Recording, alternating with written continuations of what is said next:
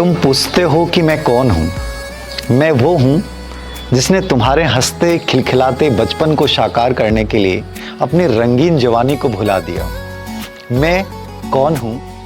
मैं वो हूँ जिसने तुम्हारे ख्वाबों को सच करने के लिए अपने सपनों को गिरवी रख दिया। मैं वो हूँ जिसने तुम्हारे समय से पहले जवानी के लिए अपने आप को बूढ़ा कर लिया। तुम पूछते हो मैं कौन हूँ?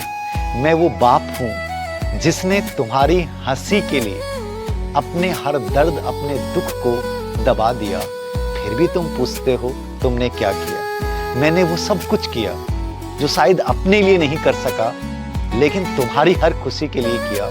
अपने पिता का हमेशा सम्मान करें, हमेशा उसका आदर करें, क्योंकि उनके उस त्याग और बलिदान को शब्दों में बताया नहीं जा सकता।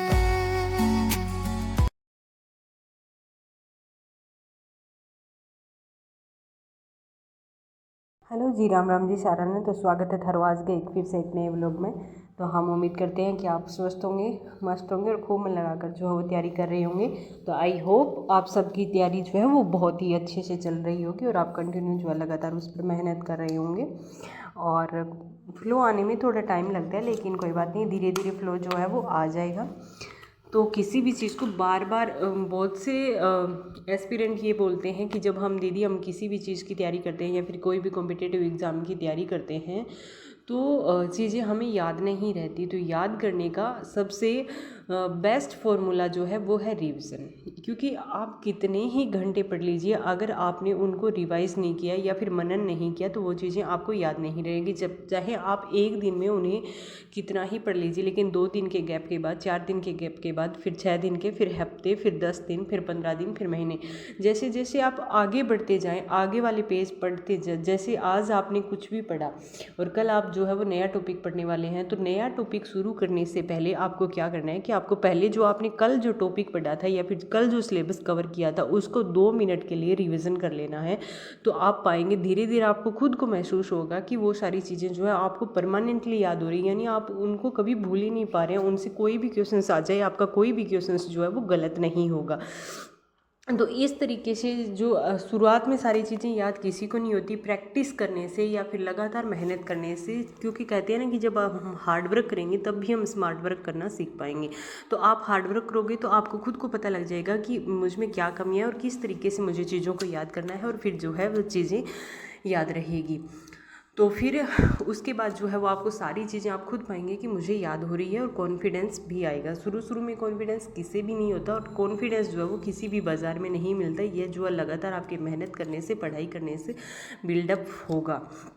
और क्योंकि आज का कंपटीशन जिस लेवल पर है, तो आपको ये तो मान के चलना ही पड़ेगा, या तो आपको पढ़ाई छोड़नी पड़ेगी, और अगर आप या फिर पढ़ाई के लिए सब कुछ छोड़ना पड़ेगा। अगर पढ़ाई के लिए आप सब कुछ नहीं छोड़ सकते तो मुझे लगता है आपको फिर पढ़ाई के साथ भी टाइम पास नहीं करना चाहिए, या फिर जितना समय आप पढ़ाई के लिए दे रहे हो उतना किसी अन्य फील्ड में देकर उसके लिए, जब तक जो सीरियस एस्पिरेंट है वो जॉब लगे तब तक आपको किसी अन्य फील्ड में जो है वो कामयाब हो जाना चाहिए। या फिर आपको सब कुछ त्याग कर और अपने सपने के लिए या फिर अपने ड्रीम के लिए मेहनत करनी चाहिए, लगातार कंटिन्यू मेहनत करनी। और एक दिन संघर्ष को परिणाम में भगवान अवश्य बदलेंगे, भरोसा रखिए। हाँ, हो सकता है किसी का संघर्ष ज़्यादा हो, किसी का कम हो, किसी को कम समय में सफलता मिल जाए, किसी को समय अधिक लग सकता है। तो घबराइए नहीं, लगातार मेहनत करते रहिए। मेहनत अपना रंग जो है वो ज़रूर दिखाएगी।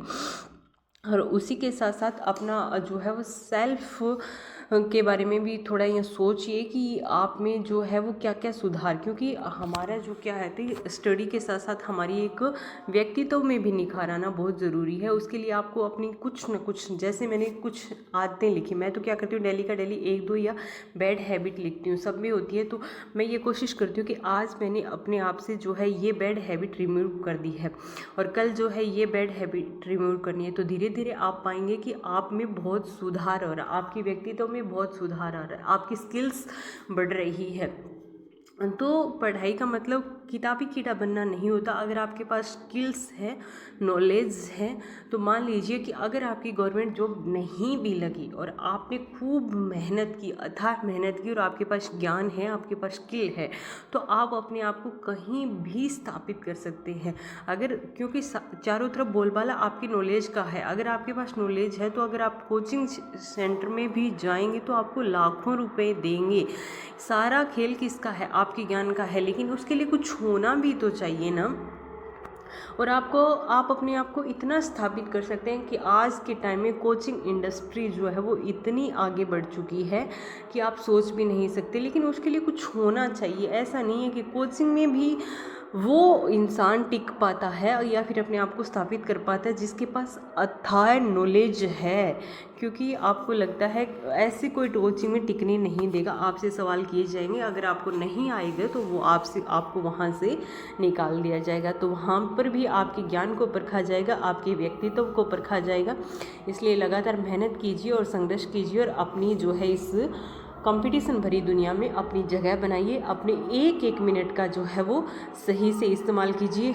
कल पछताने से अच्छा है आज जो है वो मेहनत का, डेडिकेशन का पेन हम झेल लें, और कल रिग्रेट का जो पेन होता है वो बहुत ही पेनफुल होता है। इसलिए आज ही कंसिस्टेंट होकर लगातार मेहनत करें।